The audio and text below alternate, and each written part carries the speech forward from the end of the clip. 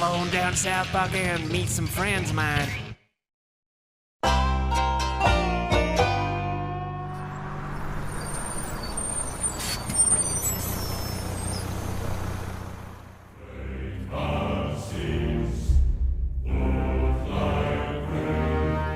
Despite not loving everything about God of War Ragnarok, I still absolutely adore so much about it, and it's hard not to revel in its ambition and grandeur. The cinematic quality that Santa Monica Studios has achieved with Ragnarok cannot be overstated. It is pure Hollywood in most aspects, from the highs of the story and the narrative to the impeccable performances of its main cast.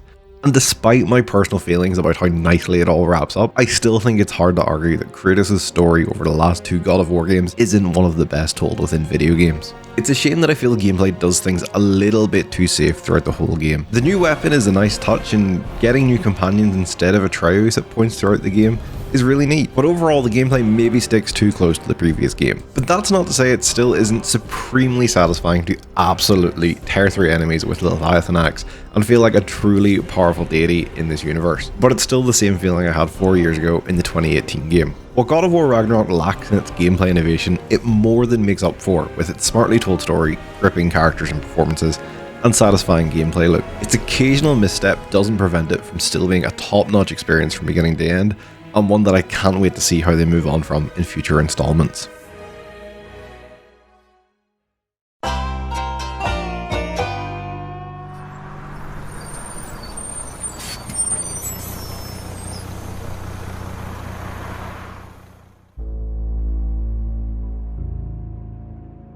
I really wasn't sure what to expect when Alex picked Not For Broadcast as his Game Club pick, but in hindsight he picked an outstanding game that has still stuck with me many months later. As an FMV game, Not For Broadcast lives and dies by the quality of its performances, extremely good or extremely bad. Not For Broadcast has a lot of performances, and I'm happy to say they typically fall into the first category. Characters are cast perfectly, written extremely well, and have very satisfying arcs. The writing within the game as well is top notch and falls very nicely in this sarcasm soaked British comedy style, and 99% of the time every joke landed with me, and it's arguably one of the funniest games I think I've played all year. A video game is still kind of nothing without the gameplay itself, and Not For Broadcast still manages to nail that aspect. Despite the clear focus on the FMV side of things, working the production desk behind the live broadcast is a unique, interesting, and constantly evolving experience as they layer after layer to your production desk. Not For Broadcast will not be for everyone, but those who do enjoy the dry wit and British comedy sensibilities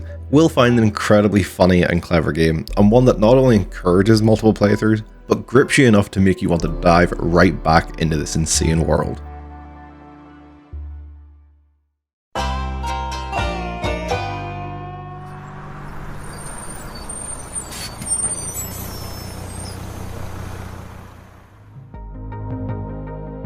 On the surface, Tunic looks like another in the endless stream of, admittedly very well made, indie games that harken back to an older era of video games, with Tunic wearing its Legend of Zelda inspiration firmly on its sleeve. But once you make it past the surface, Tunic shows its true colours and reveals one of the most expertly crafted worlds and mysteries that I have ever seen in a video game since the likes of Fez over a decade ago.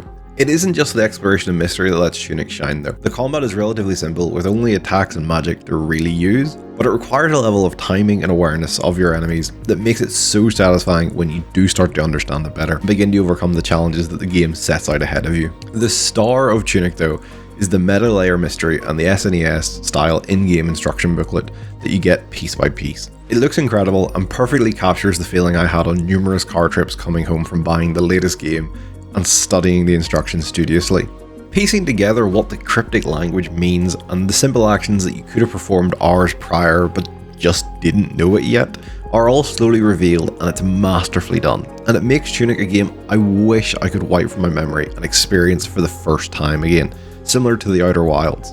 Don't let its cutesy art style deceive you. Tunic is a brutally challenging game at times that tops off its combat system with intricate exploration and a mysterious meta layer on top of it all that commands your attention and pulls you through the game, making you constantly ask yourself, what the hell is going on?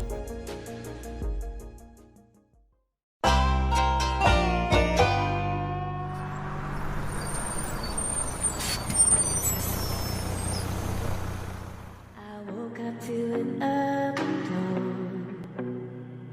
I've been chasing that supermassive style high since Until Dawn. The Dark Pictures games not really scratching that itch in the same way. So when the Quarry was announced and looked like a return to the teenage slasher movie inspired tone of Until Dawn, I was instantly hooked and it did not disappoint. A bumper cast delivers brilliant performances of all your favourite B-movie stereotypes. Dark and brooding goth kid Justice Smith to creepy old hillbilly Lance Henriksen. Every character is an absolute joy, whether you want to fight bravely to try and get them to the end of the game or purposely leading them to their brutal deaths. They all fit their roles perfectly. The overarching narrative that you guide your teenage camp counselors through is one tinged with mystery and a lot of red herrings, and while I don't think the overall story is as strong as Until Dawn, it was still more than enough to keep me hooked and to see where everyone would end up, and I was supremely satisfying with how it all wrapped up. The Quarry is also a game that oozes detail and graphical fidelity in a way that very few games give a lot of attention to these days. Every character is beautifully rendered and the performance capture has reached an all new height of amazingness. And even details down to the game direction and the way the camera is positioned during cutscenes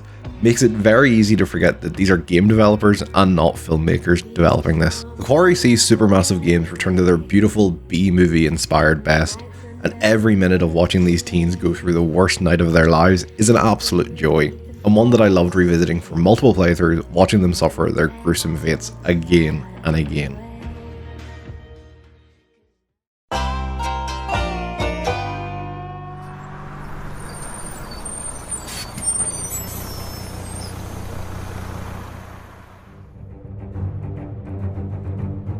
There probably isn't any praise I'm going to give in the next few minutes to Elden Ring that hasn't already been said hundreds of times by people on the internet, but I can completely understand why Elden Ring has had such an impact on people and why it has garnered the success it has from Souls fans and others alike. From Software have been applying their trade and creating the Souls-likes for over a decade now, and every game has had some form of improvement to the formula, in some way or another.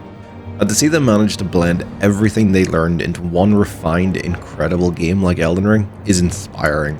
The amount of options and playstyles that have been offered is outstanding, and whittling enemies down with status effects or the hanging back and using the amazing spirit summon systems to tilt the odds in your favour, it all just works. Every step through this world is filled with something new, something deadly, or both. The world invites you to walk in a direction and see what happens at the end, rarely ever forcing the player down one singular path at any point. The best part of the game for me though was the lore and the design of the world, helped in some capacity by George R.R. Martin. The Lands Between and its history is steeped in detail and paints a vivid picture of a shattered land torn apart by numerous demigods that inhabit it.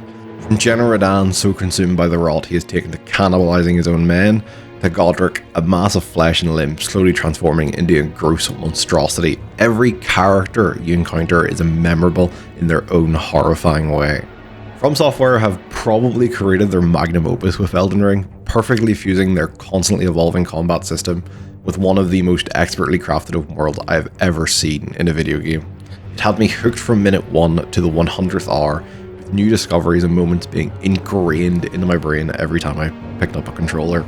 Elden Ring is a triumph of game design, a remarkable piece of media, and my 2022 Game of the Year.